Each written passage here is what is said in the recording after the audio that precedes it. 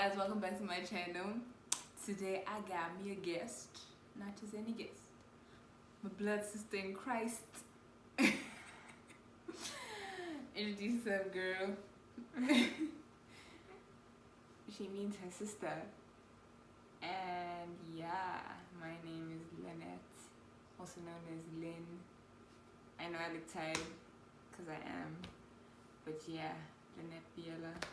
I mean, it's obvious, because I'm her sister, not her blood sister in Christ, whatever that means. I love God though, and I love Christ too. So anyway, so we are 4 siblings. She's number 2, 3. I'm number 4. Yeah, I usually get that I'm the oldest. Rude. Because she's more mature, apparently. She is though.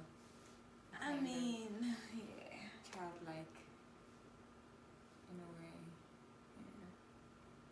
Yeah. She acting real mature right now. I'm just like, girl, who this? Who? I'm kidding. Okay, guys. So, Lynnette, introduce yourself. Tell us something about you, girl. Again.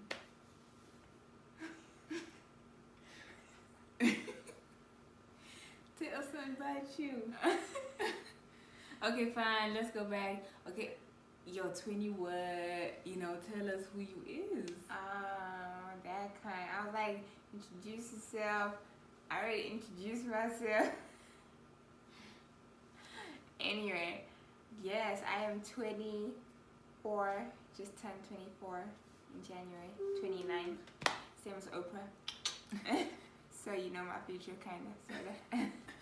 Anyway, yeah, I just graduated. Did my postgraduate in media management. Yes, and I had my degree in psychology and what's that? Legal theory. There we go. Currently, don't tell him, girl. Don't tell him yet. That's gonna be a testimony. Okay. So we're gonna talk about some childhood memories, where we came from, the kind of environment we were raised in, and how we are the way we are today, and sort of our different journeys, even though we're raised in the same household. So what's the first thing you remember? Yeah. I feel like I was born at 5. So At 5 years old? 5? I don't remember anything as a child. Yeah, no, barely. Christian home, definitely, you know, the kind of home where you sing at night before you pray. It's not like a bonfire. It's not like a cult, actually. It's just like Mama was like... It was good, though. I enjoyed it, because the house was almost always full. Yeah, no, it was never just us 4 kids. The boys had company. Yeah, so it's always been a full house. We don't really know what it's like to have like a small family, because we're very big. Our cousins are our siblings, basically. Someone told us, yeah, you guys are Proverbs kids, right? So it just means that... Okay, so Proverbs kids means that we were raised in a house where our parents made us read Proverbs every day. So because there's 31 days in a month, most of them except Feb and others, I don't know. We had to read Proverbs every day. So we just grew up with the knowledge of Proverbs at the back of our minds. And we grew up on a farm, as I mentioned in the first video. All the time. So it was very like, even though we had company, it was like our own world in a way. And it was so harmless, man. Not harmless, how do I put it? I don't know, it was just our own world, because I mean, we never really had to worry about friends. As much as we stayed on farms, there were so many of us. Like, we became our own friends and our best friends. Yeah. So we created this world for ourselves where we just, you know, were adventure kids in a way as well, though. Yeah, but I mean, like, comfortable. Comfortable in that environment. Yeah, very. I think the thought of like, bless you, the thought of like sleeping over. I only enjoy that with one friend, but I didn't really want to do it all the time because I like home. Your home is comfortable. Home is great. You can do anything. Yeah, now you gotta. Ooh, no. I was always that kid of just like, yeah, Lynn, do you wanna? I was like, I'll see you tomorrow at school. Yeah, just the whole idea of Christianity and being pure. And my mom, sheesh, mama tell her straight up, no sex before marriage. She was so honest. She is a very honest parent. She speaks about anything. Like there's nothing off limits. You know what I'm saying? I mean, the woman has no filter, so I mean, I'm not shocked. We love you, mom. Learned that later. Yeah. We love you. Yeah, no, I've heard a lot of friends saying they have never spoke to their parents about sex. And I'm like, that's so weird, you know? I mean, I tell my friends about the relationship I have with my mother, they're like, what? You tell her everything? I'm just like, yeah. And when I don't tell her, it's heavy. It's like... It's gonna come out eventually. Yeah, because she sees it. Like, she sees everything. You know, obviously you can't tell her everything. Details. But we tell her the majority of things that has happened to us. Okay. So now we're going to talk about going to university. Because she went to Grahamstown, I went to Joburg. And how that, like, with that knowledge in mind, how did it affect us living in those areas? Because in both ways, so my hair is dripping of water, so if I do this, don't worry. So going to university, how did the knowledge of God sustain us?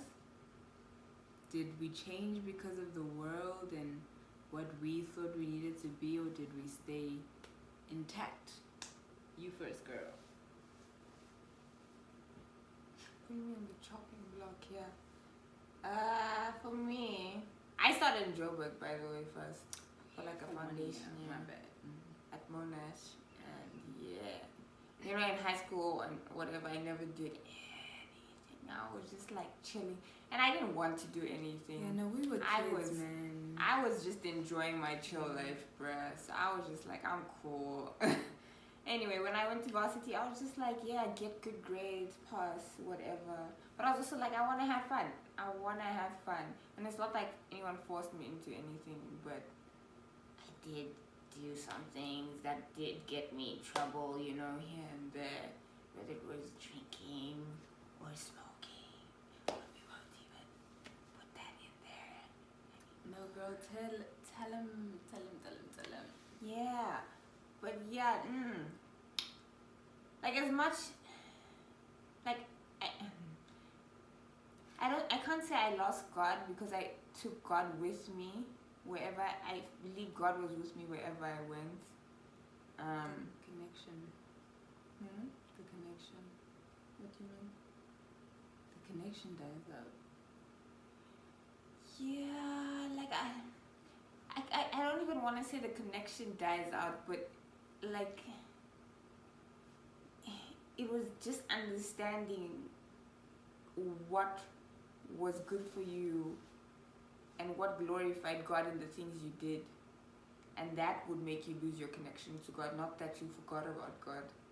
That was in my case anyway. So it was just the things I did maybe that were taking me away from God. I'd still remember God in everything I did. I was just like, you'd always question yourself because obviously I had that teaching of my mom in the back of my head. But because I was doing these things, I mean, it was creating this gap in my life between me and God. So I needed to let go of a few things. Not because I liked them or whatever, but because they're not good for me, you know. As much as I enjoyed some of the stuff I was doing, I had to let go of those things for my own well-being, you know, and to get in better standing with God. So what are one of the things you had to let go of? I mean, alcohol and smoking. I mean, I didn't do it, like, if you have to, like, as much, if you have to look at my life, like, in that year, I didn't drink as much as people did, because I kept my grades up. I made sure, like, everything, I organized my life, basically. So I'd get my work done at a specific time so that I make sure I'm able to go out from here to there. And then I'd make sure I don't drink as much so that I can still go back and do some work. But that still wasn't good, even though I was limiting myself in terms of those areas, because I didn't want to, because I wouldn't drink to get drunk. I never drank to get drunk. I would always drink just enough to get tipsy. But because it was my first time really getting into alcohol, I didn't know which alcohol would take me over the line. Hey. So for me, my bad, I never really liked wine. But once I drink wine, oh, I learned that was like a bad mix, you know. Or a certain alcohol. Tequila. Oh yeah, or like a certain, like it just takes you down a bad road. And I was just like, I never want to be drunk. Like that is never a goal, and has never been a goal in my life to get like pop drunk, you know. Yeah. But yeah, I learned my lesson. There were a few bumps in the road, and you know, I won't talk about that now. Story for another day. But yeah, I learned that, so that when I went to Grahamstown, I already knew what I wanted and what I wasn't gonna do, and who I was. Kind of, I was getting to know who I was in Christ. So when people, that was my like real first year now. So when people were drinking and going out, I'd still go out, but I wouldn't drink. I did drink, I won't even lie. Like I wouldn't drink as much though. I'd say no, because I'd rather go out to like dance. Like you'd find me drinking like once in a blue moon, you know. But I still would drink, so I hadn't completely gotten it out of my life.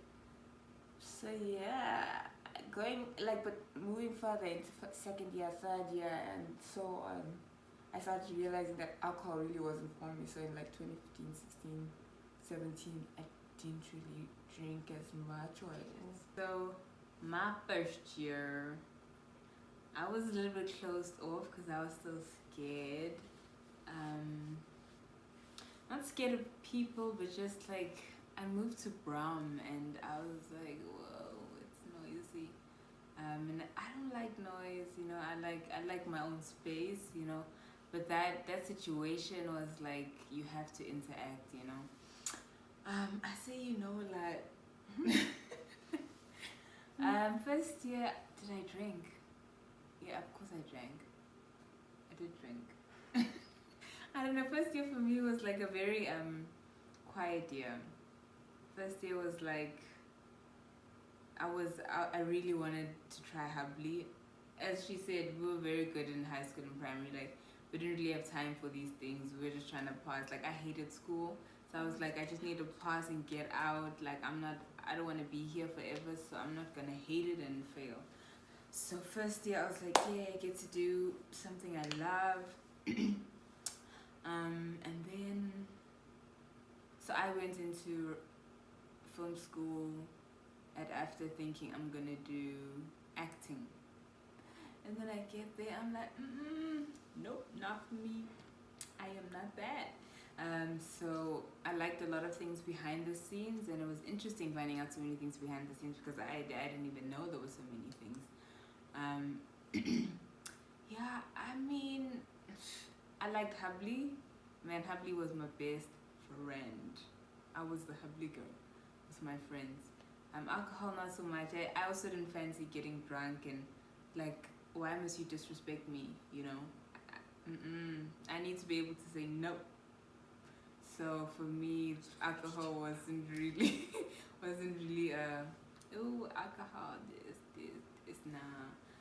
And yeah, I was like my sister here, man. When we go out, we are like partners in crime on the dance floor. We just like to dance.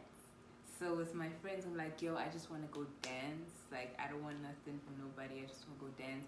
But I always had to make sure I had money. And firstly, I didn't have money, to be honest. Firstly, I didn't have money. So I'm like, I'm a chill until I do.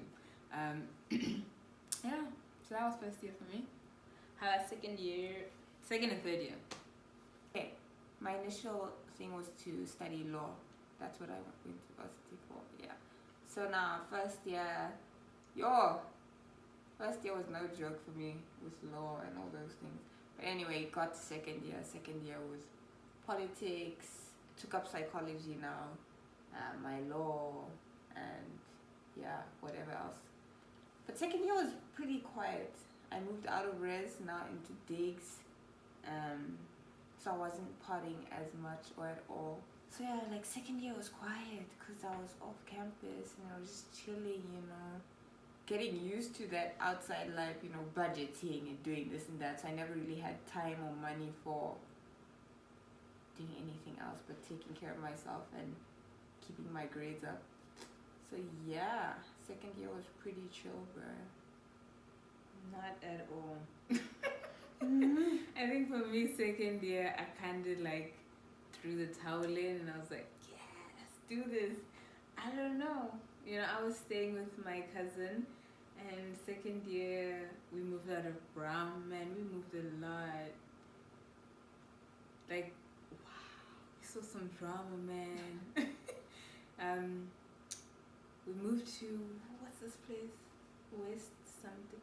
I don't know, but it's a dodgy area in Joburg, and like this woman, this man, what was she doing? Was the man beating up the wife or the woman beating up the child? It was just a really tricky situation for my morals as well. It's like, what do you do, Oh, I felt so bad. But anyway, we moved out of there and then we went to Marvel. Marvel was amazing. Oh, but that didn't. Anyway, Marvel was amazing. No, it wasn't amazing. It was amazing for second year, because of the vibe, the vibe. Yeah, no, second year we let loose a little too much. It's not that I'll take things back, but I wouldn't give anyone advice to do that. Oh yeah, okay, so so second year I started smoking weed, and it was like little, it was just like, oh, trying it out because of the habli. And then eventually people were like, you stoners, and I was like, excuse me. What did you just call me? I was so offended by being called a stoner. But the fact of the matter is, it was like every week, and then me and my friend, we said we don't want to buy our own weed because that's going to be too far, It's a gateway.